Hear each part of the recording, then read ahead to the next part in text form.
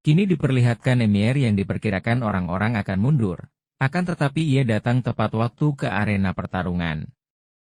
Bisa kita lihat di sini pertarungan akan condongnya pertarungan ke pihak Achilles. Para penonton pun mulai merasa pesimis, karena melihat Gigaint Emier, yang sepertinya tidak layak disebut Gigaint. Mereka ingin bertarung? Melihat Gigaint tersebut layaknya rongsokan sampah, ucap para penonton di sini. Hahaha, sulit dipercaya, lebih baik kabur saja. Kedua Gigaint tersebut sudah mulai berhadapan. Achilles berkata, kau pasti tahu apa yang diperlukan pada pertandingan ini, aku tidak akan bersikap santai kepadamu. Emier menimpali, kau tidak pernah tahu sebelum melihatnya beraksi. Dengan tanpa ancang-ancang si Achilles pun langsung menghantamkan gada besarnya ke arah Emier. Tetapi Emier pun bisa menghindarinya, akan tetapi di sini diperlihatkan wajah panik Philip akan kekuatan Gigaint Achilles. Tetapi di sini si Emier tidak merasa gentar, dan kembali melompat menyerang ke arah Achilles. Karena kau kuat dan besar, bukan berarti kau petarung yang hebat. Dan tebasan yang dilakukan Emier, akan tetapi Achilles dapat menghindarinya, kemudian Achilles menyerang balik dengan menghantamkan gada besarnya.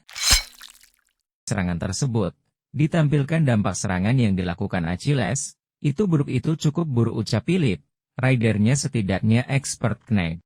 Mereka pun saling beradu serangan, akan tetapi Achilles terus memberikan serangan sepihak kepada Emier.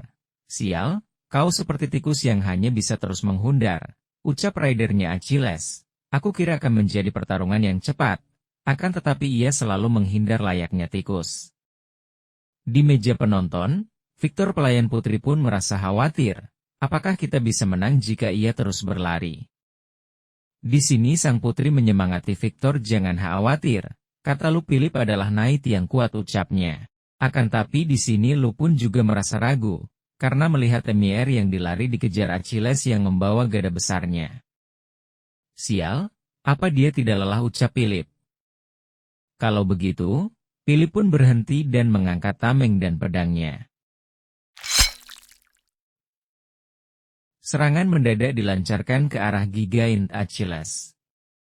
Akan tetapi serangannya tidak berhasil mengenai Achilles. Ditampilkan aura merah menyelimuti Achilles. Akhirnya kau ingin bertarung dengan benar, ucap Achilles. Dengan gagahnya Achilles mengangkat gadanya tinggi-tinggi, seakan menyerang Emier. Sang komentator berucap, oh gerakan terakhir Achilles, apakah Emier dapat menghindarinya? Diperlihatkan ledakan yang amat besar di dalam arena, membuat debu-debu berterbangan kemana-mana. Si Achilles sambil memegang gada besarnya sempat terbingung. Karena Emier berhasil menghindari serangan brutal Achilles, Philip bergumam, Paman Rogers akan membunuhku jika ia tahu. Akan tetapi aku harus menang karena Tuan Muda berharap banyak kepadaku di sini. Aku akan menyelesaikannya di sini, ucap Philip. Karena kau sudah menunjukkan kekuatan penuhku. Sembari mengangkat pedang di dadanya. Emier pun mengeluarkan aura keemasan di seluruh tubuh Gigaintnya, dan rider Emier pun tersenyum menyeringai, dengan aura seperti itu di umur yang masih muda, aku sudah tahu jika kau bukanlah lawan yang mudah, ucapnya. Di sini perlihatkan transmisi gambar Count yang bertanya, apa yang kau lakukan? Kau kesulitan melawan rongsokan sampah? Kau tahu kan dampak akibatnya? Rider tersebut dengan ketakutan pun berkata, mulai sekarang, muncullah aura besar keemasan pada Gigaint Achilles. Auranya pun kemana-mana dan menghempaskan angin yang besar, dengan kuda-kuda pada kakinya. Ia pun melompat dengan membawa gada besar tersebut, akan tetapi si Philip pun tidak menunjukkan rasa gentar sedikit pun. Ia pun menghindari serangan yang diberikan oleh Achilles. Tangan kanan Gigaint Achilles, dan terlihat Emier tertunduk di sini sembari memegang pedang di pinggangnya. Kecepatan dan aura ini, dia menghilang 3 tahun lalu, ucap rider Achilles, tapi legenda Gigaint Arena. Terlihatlah hasil pertarungan tersebut, dia adalah Black Knight Test. Phantom Sword. Para komentator pun sangat kaget dengan hasil pertarungan tersebut. Achilles dibuat tak berdaya, ucapnya. MYR underdog yang tak terduga. Para penonton di tribun pun berteriak. MYR, MYR, MYR, ucap seru para penonton. Siapa sangka aku di sini bertemu Blackneck? Aku pernah melawanmu di Royal Arena 3 tahun lalu, dan kemudian kau pun menghilang. Kenapa kau berada di tempat ini? Hal biasa bagiku membantu mereka yang membutuhkan, ucap MYR di sini. Dan pertandingan pun telah usai, si Victor pun menangis kegirangan karena tidak percaya akan hasil tersebut. Tidak hanya itu, Tuan Putri pun ikut menangis bahagia. Sin berpindah ke Luke yang pergi dari arena tersebut.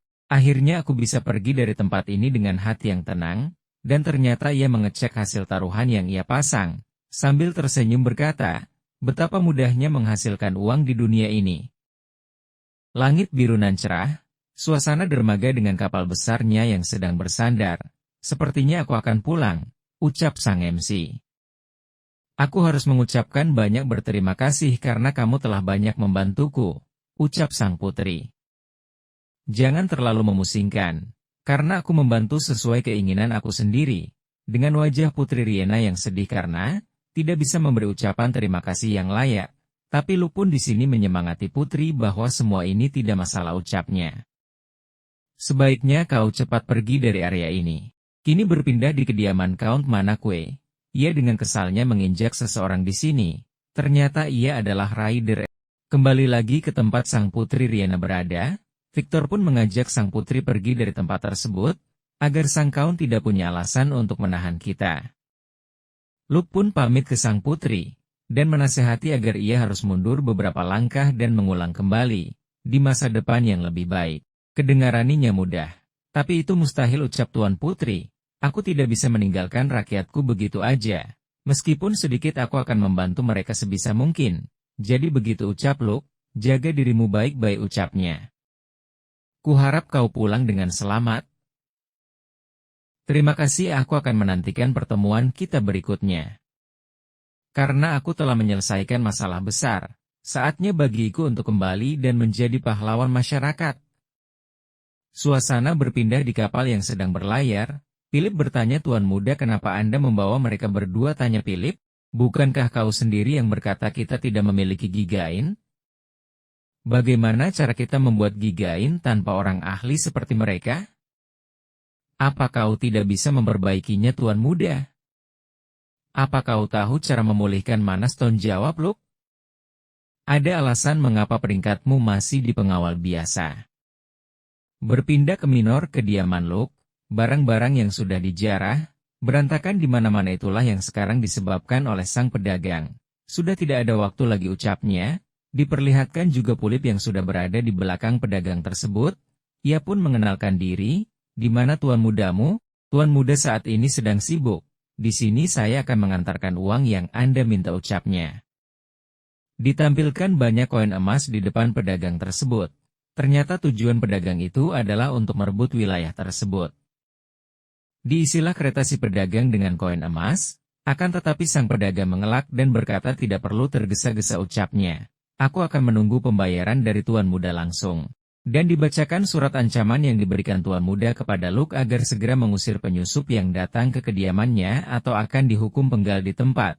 Dan saking takutnya pedagang yang berselisih dengan Tuan Muda pun kabur dengan kencangnya. Setidaknya mereka tahu betapa mengerikannya Tuan Muda itu. Kemudian Philip pun dipanggil oleh pamannya dengan nada kerasnya.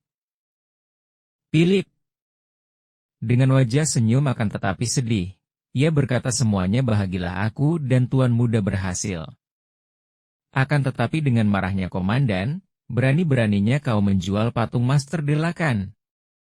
Akuntan pun juga marah. Goblok, ucapnya, aku takkan membut hidupmu, tenang, ucapnya. Philip pun disiksa oleh ketiga idiot tersebut. Kini berpindah, Gagak yang terbang dengan mata merahnya. Ditampilkan Tower Demon di sini. Luke membuka pintu besar, tempat ini menjadi kacau begini, ucapnya. Ya wajar sih, sudah 500 tahun berlalu. Ia menjentikan jarinya dan lampu-lampu kastil pun mulai menyala. Kemudian Luke pun membuka pintu rahasia yang ada di belakang lemari kayu. Dan muncullah kilatan sihir petir berwarna ungu di sini, dan terbukalah pintu tersebut.